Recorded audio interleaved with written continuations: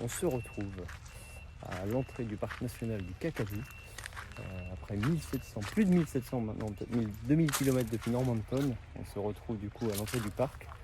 On est donc dans le territoire du Nord. On va donc explorer le parc pour les prochains jours. On a pris un pass qui est à 40 $ par personne pour 7 jours directement. Donc là on part en exploration de ce parc. On commence par un petit point info juste au centre pour prendre des cartes éventuellement et autres.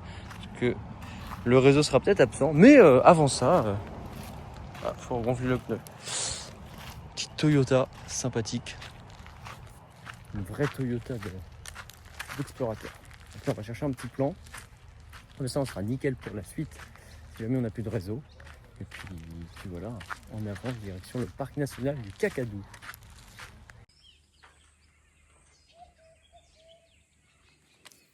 Et bien après une baignade à Barramundi Waters, qui était fort sympathique, bien fraîche, avec quelques spots pour escalader un petit peu et faire quelques sauts depuis les rochers.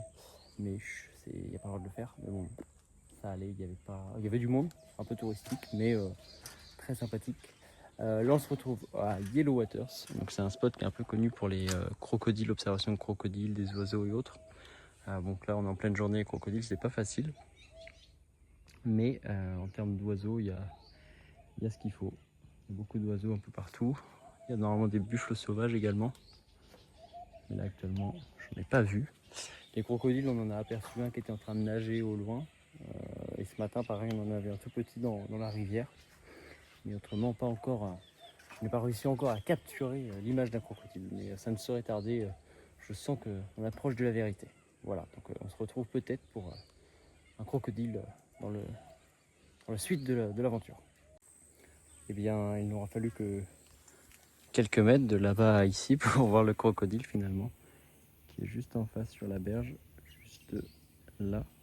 Je peux essayer de zoomer, mais la qualité va forcément être moins bonne. Mais c'est le premier croco d'une taille conséquente, une taille crocodile, qui a l'air vraiment posé à l'ombre, qui attend la fin de journée pour se mettre en chasse. En tout cas, le crocodile, c'est ok. On continue.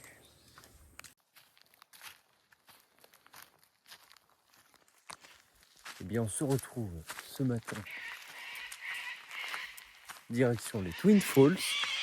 Et ça suffit, oui.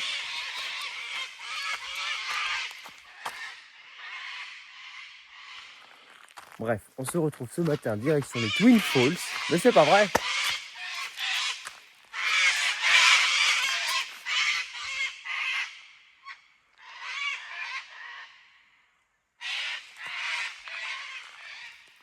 Je disais, on se retrouve ce matin, direction les Twin Falls.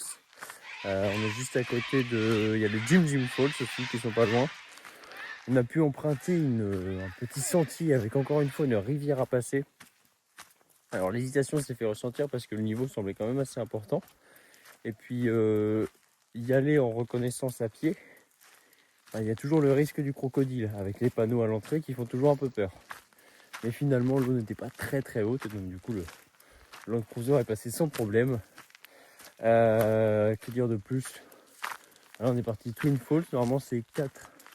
Le panneau là-bas indique 4 à 6 heures pour environ 6 km aller-retour. On va voir ce qu'il en est. En général, les Australiens sont un peu menteurs. Donc, on est parti direction les Twin Falls. Et après, plus tard dans la journée, les Jim Falls.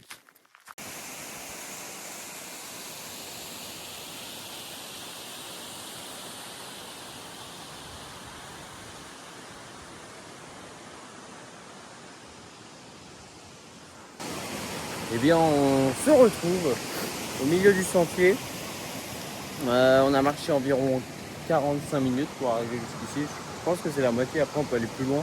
On va s'arrêter ici parce que y a la chute d'eau qui est là. Le seul problème, c'est qu'on peut pas la voir forcément de face. On la voit vraiment que comme ça. Peut-être que si on allait par là-bas, on pourrait la voir du coup dans ce sens.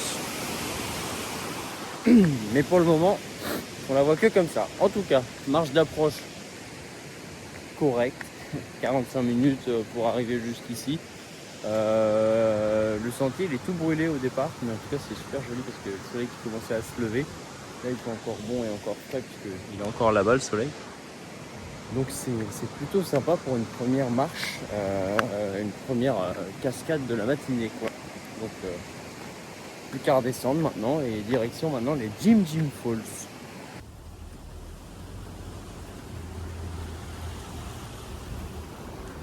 Donc nous voici en train de traverser la fameuse rivière. Voilà, elle est donc ici.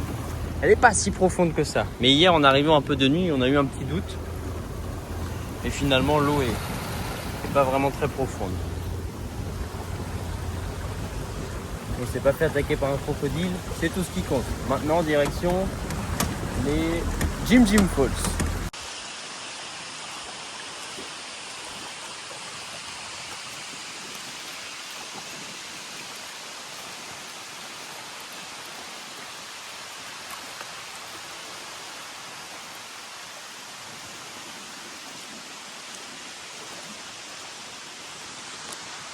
Et on se retrouve au Jim Jim Falls. C'est juste trop beau. Là honnêtement, elles sont mieux que celles d'avant. Celles d'avant on était vu du dessus. Là on voit vraiment toutes les roches qui sont tombées. Et puis au sommet, il y a des gros blocs qui sont comme posés, qui attendent de tomber. L'eau juste avant, c'est magnifique, elle est toute transparente. C'est incroyable.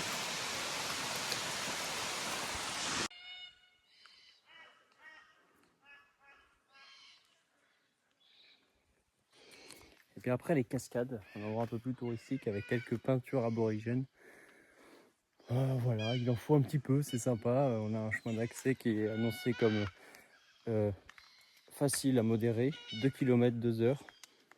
Voilà, 15 minutes plus tard, nous sommes au sommet. Les Australiens, j'ai un peu de mal encore à apprécier, je pense, les distances. Mais bon, en tout cas, le lookout. En fait, la vue est pas folle, mais là, c'est joli. Donc bon, est-ce que ça valait le coup de grimper jusqu'ici? Je ne sais pas. En tout cas, voici la vue.